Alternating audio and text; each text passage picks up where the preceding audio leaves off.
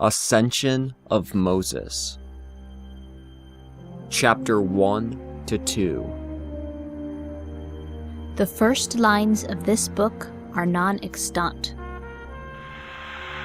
And it came to pass, in the 120th year of the life of Moses, that is, 2,500 years after the creation of the universe, that Moses called to himself Joshua, son of Nun, a man approved by the Lord, in order that Joshua might become the successor for the people, and for the tent of the testimony, which contained all the holy objects, and in order that he might lead the people into the land which he had promised to their fathers, the land which Moses in the tent had declared by the covenant and the oath that God would give the land through Joshua.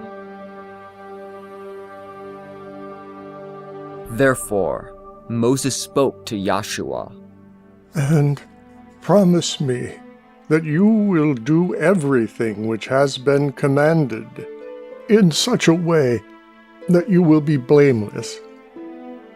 And this is what the Lord of the universe has decreed. For he created the universe on behalf of his people. But from the beginning of the universe, he did not make this design of creation openly known, in order that the nations might be found guilty. Yes, that they might abjectly declare themselves guilty by their own discussions. Accordingly, he designed and devised me, and he prepared me before the foundation of the universe to be the mediator of his covenant. Therefore, I shall speak plainly to you. The years of my life have come to an end, and in the presence of the entire community, I am going to sleep with my fathers. But take this writing, so that later you will remember how to preserve the books which I shall entrust to you, and you shall arrange them, and anoint them with cedar, and deposit them in earthenware jars in the place which God has chosen from the beginning of the creation of the universe, a place where his name may be called upon until the day of recompense, when the Lord shall visit them in the consummation of the end of the days. Under your leadership, the people will enter into the land which God determined and promised to give to their fathers. In that land you shall bless them, and give to each of them their individual portions.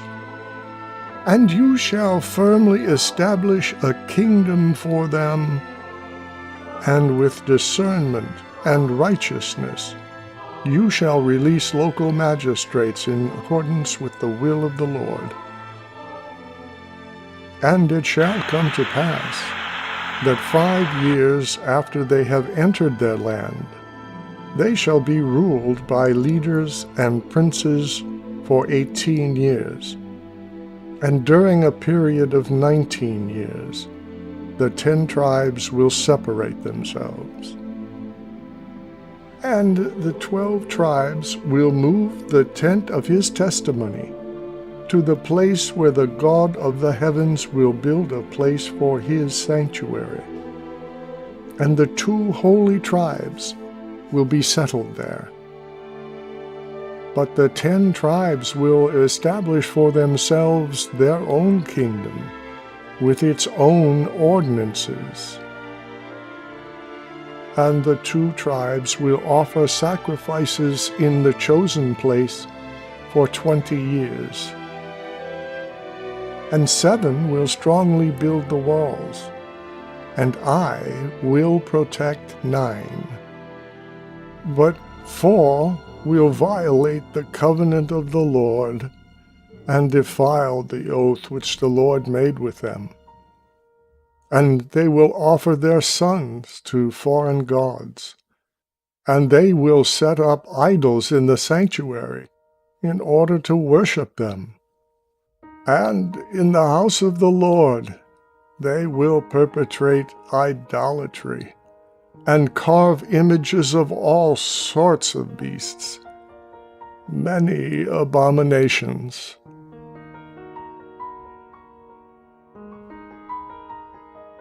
Chapter 3 to 4.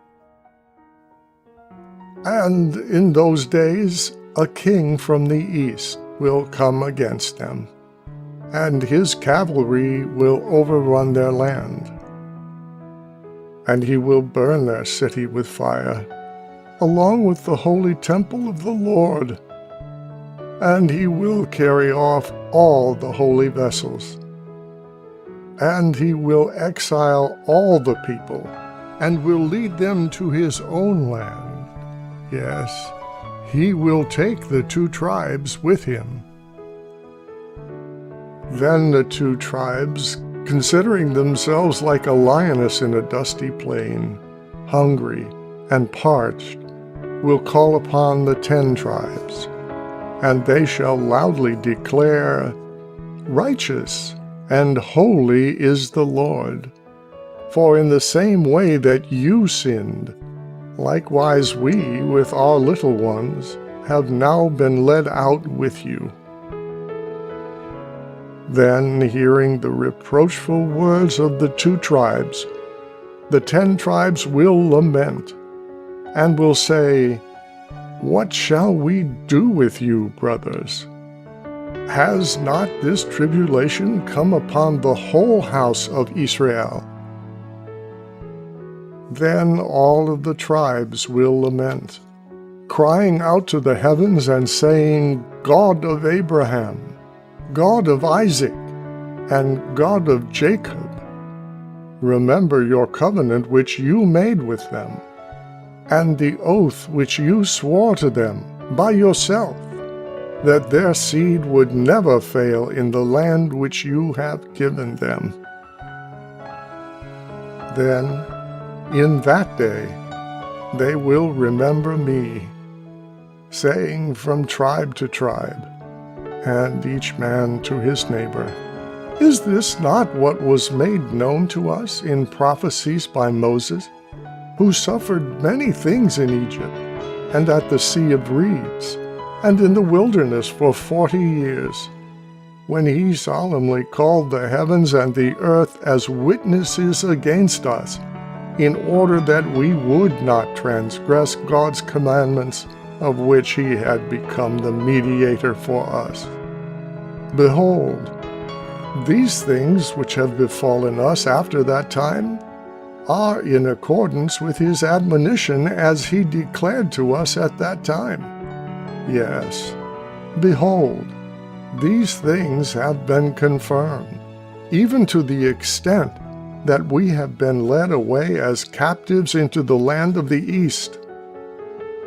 And they will be in bondage for about 77 years.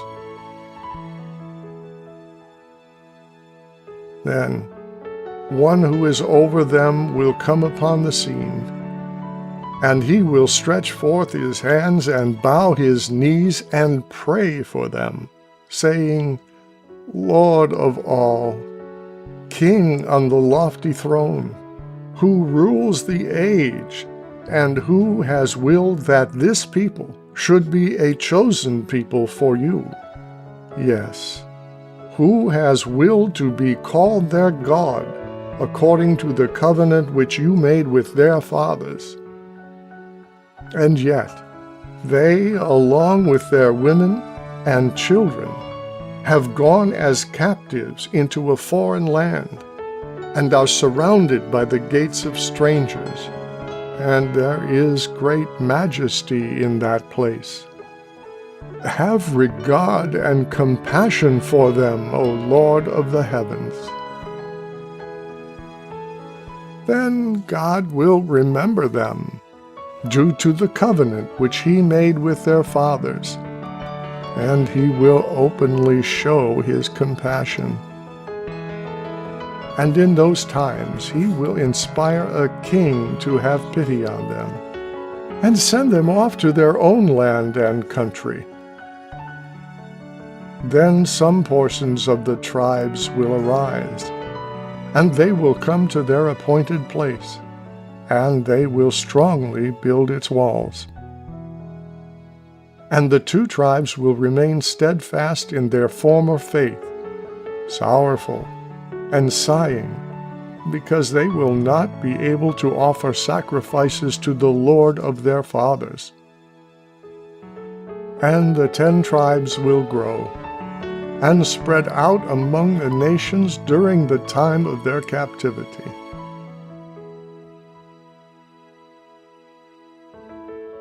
Chapter 5 to 6. And when the times of chastisement come near, and punishment arises through the kings, who share their crimes, yet punish them, then they themselves will be divided as to the truth. Consequently, the word has come to pass. They will turn aside from righteousness and approach iniquity, and they will pollute the house of their worship with the customs of the nations, and they will go a-whoring after foreign gods. For they will not follow the truth of God, but some of them will pollute the high altar with the very offerings which they place before the Lord. They are not priests, but slaves, yes, sons of slaves.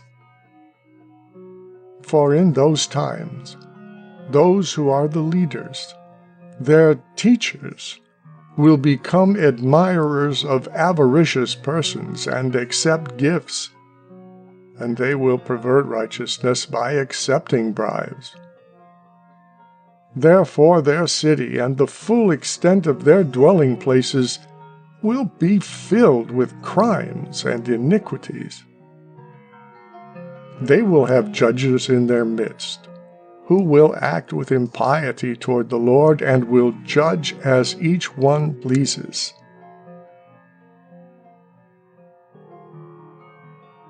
Then powerful kings will rise over them, and they will be called priests of the Most High God.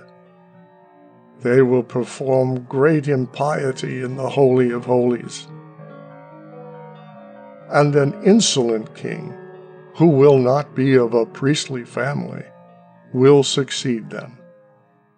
He will be a man rash and perverse, and he will judge them as they deserve. And he will shatter their leaders with the sword, and shall do this to each one in secret places, so that no one will know where their bodies are. He will kill both the old and the young, and shall show mercy to no one. Then the fear of him will be bitter to them in their land. And for 34 years he will execute judgments upon them as the Egyptians had done, and he will punish them.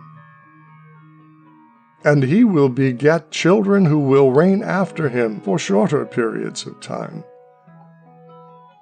After his death, a powerful king of the west will come into their land, and he will subdue them. And he will take away captives, and he will burn a part of their temple with fire. He will crucify some of them around their colony. Chapter 7 to 9. And when this has taken place, the times will quickly come to an end. The 4 hours, 9 tribes, 3, 7, in the third part of 2, and destructive and impious men will rule, who represent themselves as being teachers. And these men will arouse the wrath of their souls, for they will be deceitful men, pleasing only themselves, false in every way imaginable, and who love feasts at any hour of the day, devouring, gluttonous. Several non-extant lines are missing here.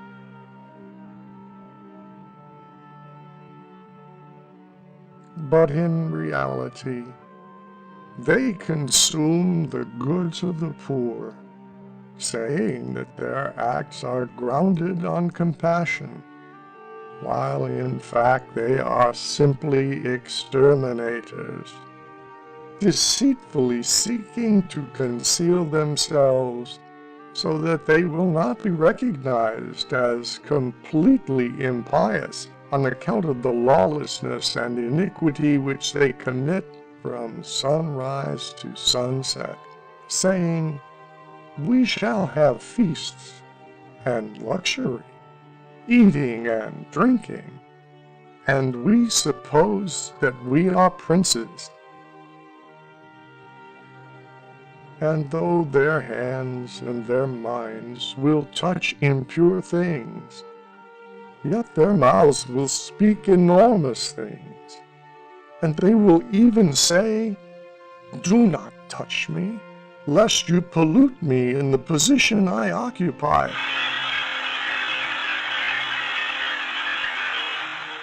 And a second punishment will come upon them, and wrath such as has never happened to them from the creation till that time, when he will stir up against them a king of the kings of the earth, and one who has supreme authority, who will crucify those who confess their circumcision, and those who kill it. He will torture and hand them over to be led to prison in chains. And their women will be given to the gods of the nations, and their young sons will be cut by physicians in order to bring forward their foreschemes. And others among them will be punished by tortures, and by fire, and by sword. And they will be compelled to publicly bear idols which are no less polluted than those that contain them.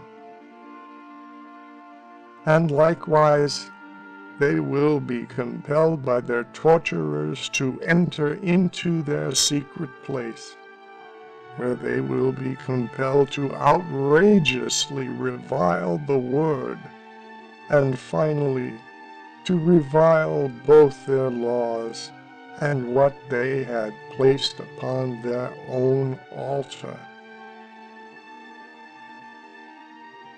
Then, even as he is speaking, there will be a man from the tribe of Levi, whose name is Taxo. He, having 7 sons, will speak earnestly to them. "See, my sons, behold, a second punishment has befallen the people, cruel, impure, going beyond all bounds of mercy, and even exceeding the former one. For which nation, or which province, or which people of those which have done many crimes against the Lord have suffered such evils as those which have covered us? Now therefore, my sons, heed me. For if you investigate, you will surely know that our fathers and their forefathers never tempted God by transgressing his commandments. Yes, you will surely know that this is our strength. And this is what we shall do.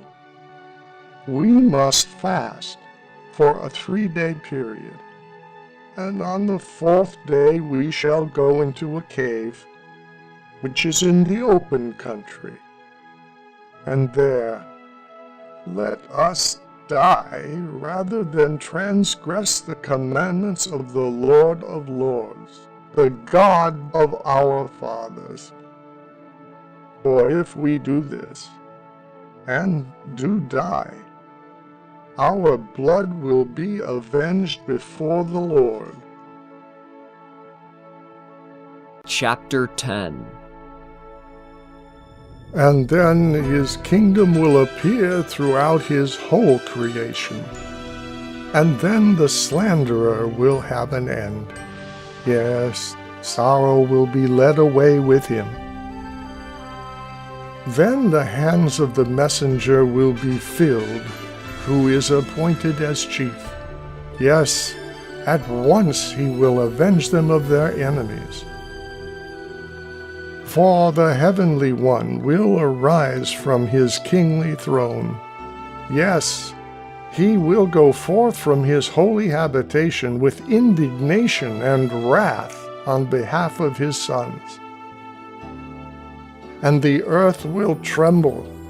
It shall be shaken even to its ends. And the high mountains will be made low. Yes, they will be shaken, and they will fall as enclosed valleys. And the sun will not give light, and the horns of the moon will flee in darkness. Yes, they will be broken into pieces, and it will be turned wholly into blood. Yes, even the circle of the stars will be thrown into disarray. And the sea will return all the way to the abyss, and the sources of the waters will fail. Yes, the rivers will vanish away. For God Most High will surge forth, the Eternal One, alone. And in full view he will come to work vengeance on the nations. Yes, he will destroy all their idols. Then you will be happy, O Israel, and you will mount up above the necks and the wings of an eagle. Yes, all things will be fulfilled. And God will raise you to the heights. Yes, he will fix you firmly in the heaven of the stars, in the place of their habitations. And you will look down from on high. Yes, you will see your enemies on the earth. And recognizing them, you will rejoice, and you will give thanks. Yes, you will confess your Creator.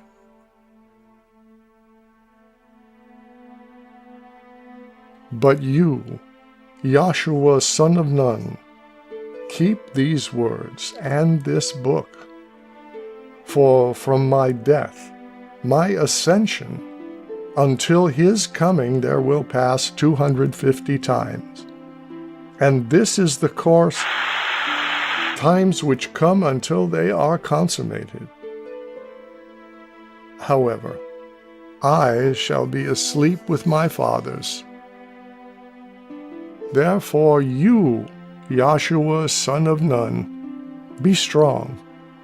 God has chosen you to be my successor in the same covenant.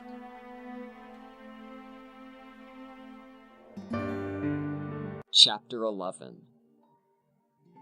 And when Joshua heard the words of Moses, this is what was written in his testament, everything which he had said, he tore his garments and fell at Moses' feet.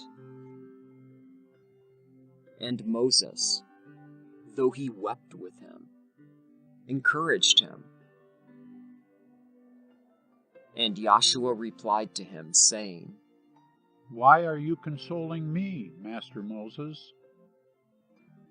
And how can I be consoled concerning that bitter message which you spoke, which has come out of your mouth, a message full of tears and lamentation, that you are departing from this people? What place will receive you? Or where will the marker of your tomb be? Or who, as a man, will dare to move your body from place to place? For accordingly, there are tombs in the earth for everyone who dies. But your tomb is from the rising to the setting of the sun, and from the south to the limits of the north. The entire universe is your tomb. Now, Master, you are going away, and who is going to sustain this people? Or who is going to have compassion on them? And who is going to be a leader for them on their way? Or who is going to pray for them, not omitting a single day, in order that I may lead them into the land of their forefathers? Therefore, how can I be a guardian of this people, as a father is to his only son, or as a mother is to her virgin daughter who is being prepared to be given to a husband? Or as a mother who is disquieted, guarding her daughter's body from the sun, and seeing to it that the daughter's feet are not without shoes when she runs upon the ground? And how can I supply them with food, since they desire and drink as much as they please? For there were 600,000 of them, for they have, by your prayers, increased so much, Master Moses. And what wisdom and intelligence do I have, either to judge or give an opinion in the house of the Lord?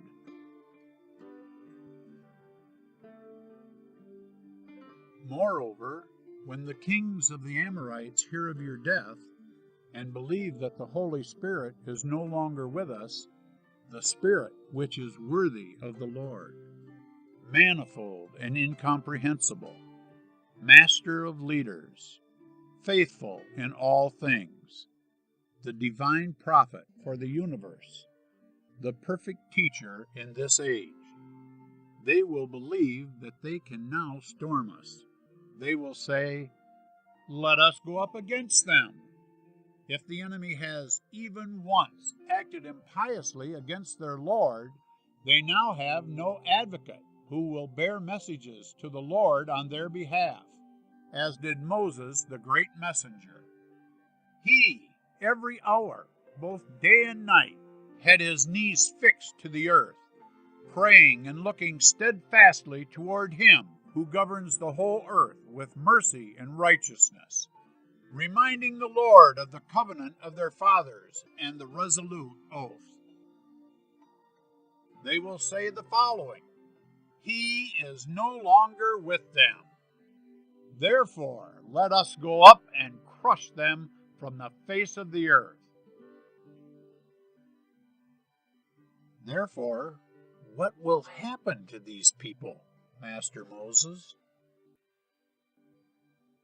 Chapter 12. And when he had finished speaking these words, Joshua again fell at the feet of Moses. And Moses grasped his hand and raised him into the seat before him. And responding to him, he said, Joshua, do not despise yourself, but free your mind from care, and pay attention to my words. All the nations in the universe God has created along with us, and He has foreseen both them and us from the beginning of the creation of the universe even to the end of the age. And nothing, even to the least thing, has been overlooked by Him, but rather he has seen everything, and he is the cause of everything. The Lord has foreseen everything which might come to exist in the universe, and behold, they have come to pass. The Lord has established me for them, and appointed me to pray for their sins, and to make intercession on their behalf. Yet this is not on account of either my strength or weakness, but simply that his mercies and long-suffering have descended upon me. For I say to you, Joshua, it is not on account of the piety of this people that you shall drive out the nations. However, everything of the heavens, the firmaments of the world, have been created and approved by God, and are under the ring of his right hand. Therefore, those who truly fulfill his commandments will flourish and will prosper. But those who sin by disregarding the commandments will deprive themselves of the good things which were previously mentioned, and they will be punished by the nations with many tortures. But it is not possible for the nations to completely drive them out, or to completely leave them. For God, who has foreseen all things in the ages, will go forth, and his covenant has been established, and by the oath which... An indeterminate number of non-extant lines are missing here.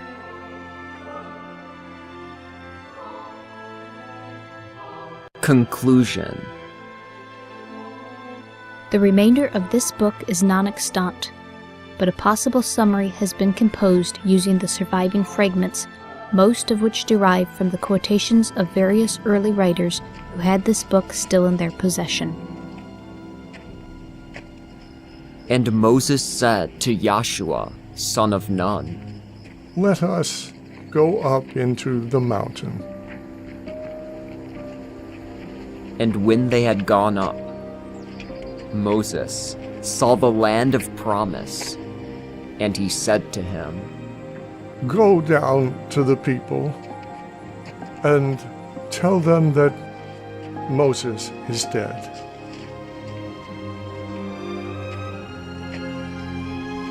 And Joshua began to go down toward the people.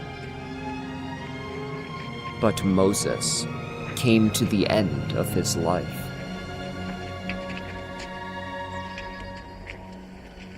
When Moses died on the mountain, Samael, the slanderer, tried to bring his body down to the people so that they might make it a god.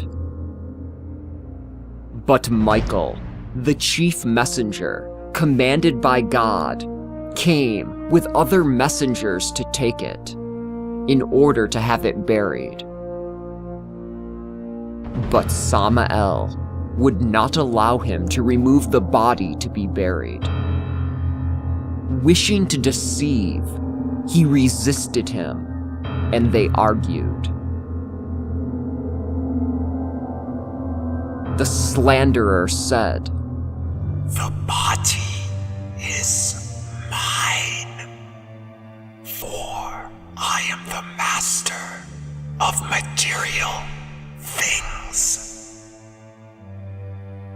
And the messenger said, The Lord rebuke you! For by his Holy Spirit were we all created, and from the face of God his Spirit went forth, and the universe was made. The slanderer also said, God has lied by bringing Moses into the land which he swore he should not enter. Michael answered and said, For the serpent which you inspired was the cause of the transgression of Adam and Eve. The slanderer also slandered Moses, proclaiming, Moses is a murderer. He slew a man in Egypt and hid him in the sand. And because of this, the slanderer would not allow him to receive the honorable burial. Michael, the chief messenger, did not tolerate the revilement against him. Yet, since he lacked authority, he dared not bring a reviling judgment against him. Instead, he declared to the slanderer, The Lord rebuke you, slanderer!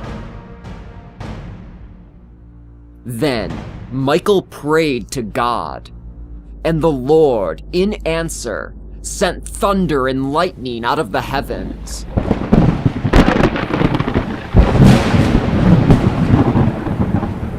And so the slanderer, being defeated, suddenly took flight and disappeared.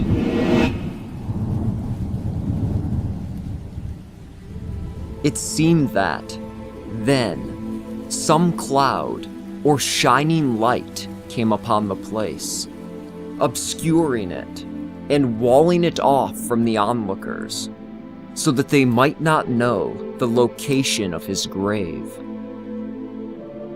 But Joshua, son of Nun, saw this spectacle from above, when he, along with Caleb, was lifted up by an unseen power.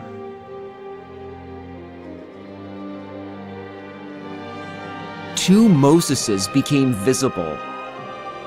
Indeed, one was alive in the unseen power, but the other was dead in the body. Indeed, the one went along with the messengers as their companion, where a new name was given to him in the heavens, Melchi.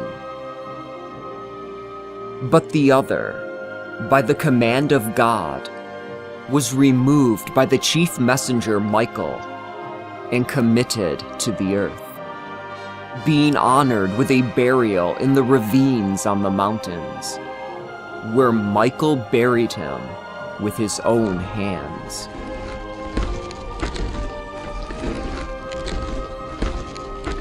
And the messengers who had buried the body of Moses were not made unclean by touching the holy body.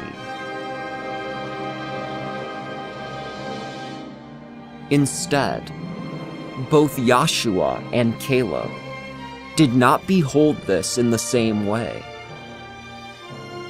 Instead, indeed, one descended with greater speed, as if the weight he carried was greater, while the other, on descending after him, subsequently told of the glory which he had seen, since, being purer than the other, he was able to perceive more.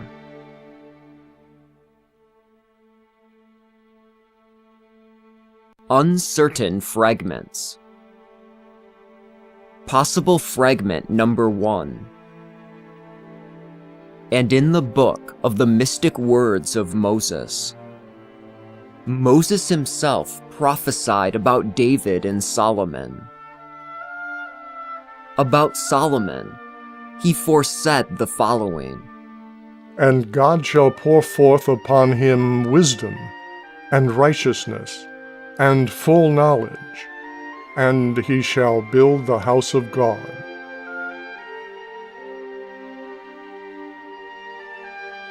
Possible fragment number 2.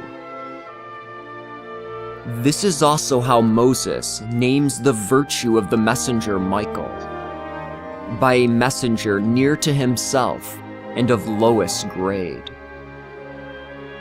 The like also we find in the holy prophets. But to Moses a messenger appeared near and at hand. Moses heard him and spoke to him manifestly, face to face.